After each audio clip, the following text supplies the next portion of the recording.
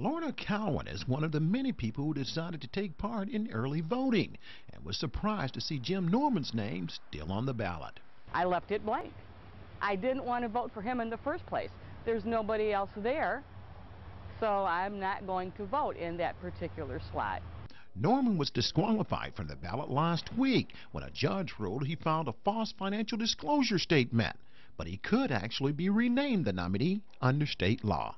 If the Republican Party decided to choose Mr. Norman as the replacement nominee, then he would start fresh as a candidate. So he would be submitting a new set of qualifying papers regardless. While Republican Party officials in both Pasco and Hillsborough County say they still support Jim Norman, they also realize that with the election less than 2 weeks away, they'll have to have a candidate in place in case he loses his appeal. The candidates will come and make their case before 6 people, and that's 3 from Hillsborough and 3 from Pasco, and then a decision will be made. This is a state issue. LT Lafferty is a former federal prosecutor who focused on public corruption matters, and he says Norman has a tough fight on his hands. You have 2 issues really, the financial disclosures from a local public official, but also a candidate for a higher office, that higher office being the Florida Senate. So it makes it a little unusual.